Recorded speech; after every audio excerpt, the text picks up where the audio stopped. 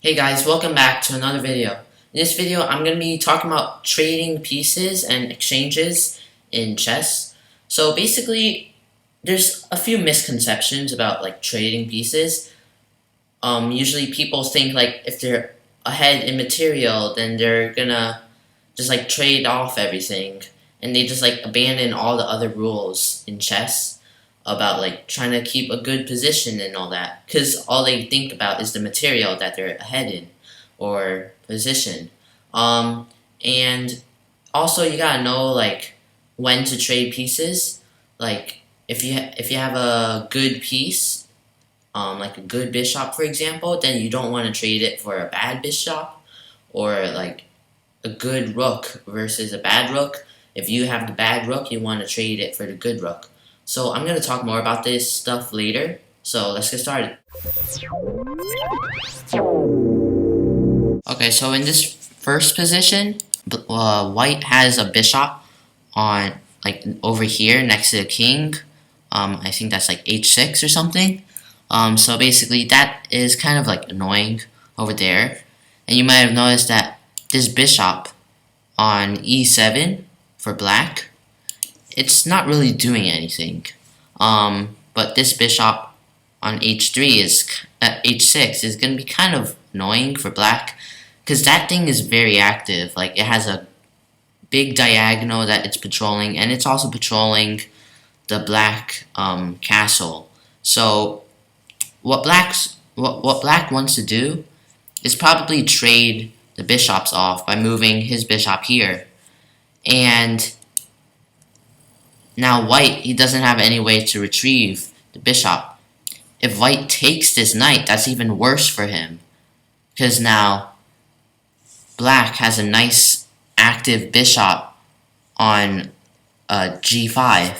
So that is going to be bad for white. Before, white's bishop had this whole diagonal, and now it's getting blocked by this black bishop. So he doesn't want to trade with the knight either, even though they're the same number of points. Now black's bishop, if this bishop went away, black's bishop will have this diagonal, and that'll be worse for white. So white will probably want to trade it out, and black still maintains that diagonal. So that's what you want to try to aim for when you're going for these kind of positions. You want to try to trade your bad piece for a good piece, even if they're the same number of points, because as I said in some other videos, the number of points kind of varies. Point count is more a set standard, but it kind of varies based on position. So now we're going to be talking about when to trade your pieces. So white obviously has a good advantage.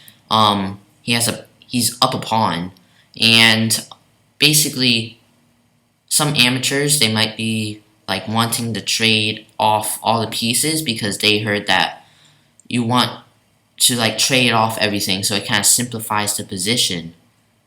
Yet they also hear that you want to maintain a good position. You want to try to get a good position.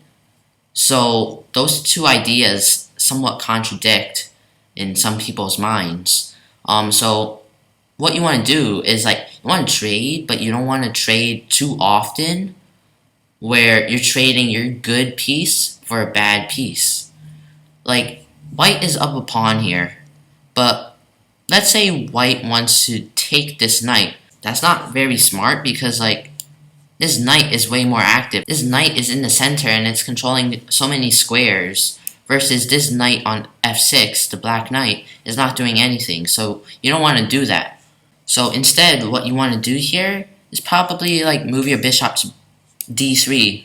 Alright? And then once that's done, black might want to do this because his piece is bad, wants to trade it off for a good piece. So knight takes e4, and then now bishop might take e4, and then now let's say black wants to chase it off and also kind of gain space. This is what you should be doing. So f5, and then bishop d3 retreats, obviously, because he wants to save his piece. Now you might be Oh, whoa, there's a good move here. Off a free pawn. Because that e pawn, the black queen, is pinning that pawn to the king. So this might sound like a good move. So bishop takes d4, right?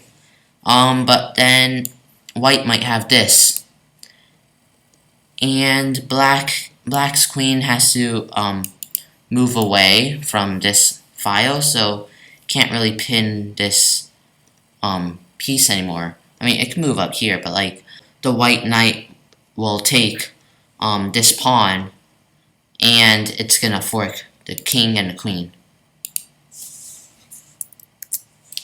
So back to this position, you don't want to trade. You actually have good chances here. But let's say they trade, all right? So after knight takes f6 check, let's say knight takes back, and then let's say bishop e2, and then this move is a bit passive, but like let's say they play that. Now let's say bishop to f5. That's what black plays. All right. Trying to attack the queen. It's a pretty good move. It kind of like gains tempo. You're chasing away a stronger piece with a smaller piece, while at the same time developing it. So that happens. All right. So white probably shouldn't be that mad about this move because like he has an extra pawn. All right. So tempo. He could afford to lose a bit of tempo, but not too much.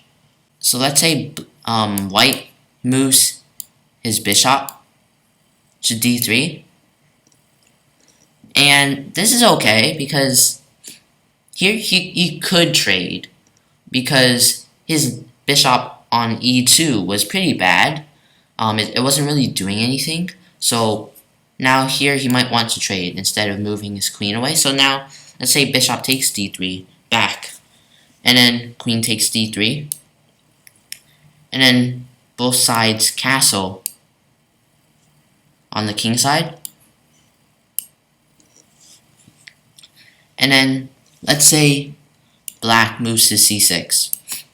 Now black seems to be getting a bit of advantage here because like he's starting to fight back like with his pawns, and he also like you hardly notice white's advantage here like with his pawn. So something helpful here that might be like pretty natural to see is probably pawn e4.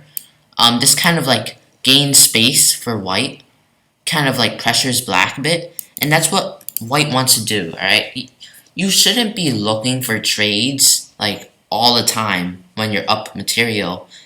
I mean, it could be good. You might win in the end game, but like it doesn't give you a sure win.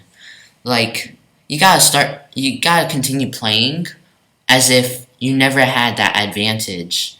You still gotta like strive even further because who knows, like maybe your opponent has some very good counterplay and you all of a sudden lose your advantage by trading off. So you don't want to trade off the whole time. So this might be a pretty good move. But let's say maybe white he decides to go for some queenside space by going to b4. Alright, so like it's around the same, but here it seems like white is just trying to like advance on the side where there's more of his pieces. So now let's say black goes to a6. Alright, trying to counter his queen side. Now white might go for bishop e2, trying to like counter black's fianchetto. And then b5. So black kind of strikes back in the queen side.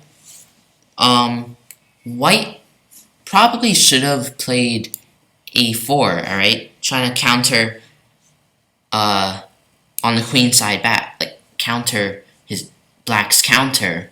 But here's some here's like mistake, not really a big mistake, but some people might consider taking B takes A4. You're up material, so just keep on trading. It's not necessarily true. So you shouldn't be tempted to take on take this pawn. So a good play would probably be A4, and then black, well, this pawn is being threatened by 2 pawns. So he might take back, and then rook takes. And so this kind of gives white an advantage here, because now he has a lonely, black has a lonely pawn on A6. It's not going to be very effective if it's like a lone pawn. There's no neighboring pawns. So this kind of like gives white a good advantage. So white kind of like makes this pawn on A6 like a pretty big target, and black kind of has to deal with these kind of like attacks. So it's not very good for black. So that'll be about it for today's video. Hopefully you guys enjoyed it and learned a lot about trading pieces, when to trade and when to not trade. So if you guys enjoyed this video, leave a like, subscribe, and click that notifications bell to see more chess videos.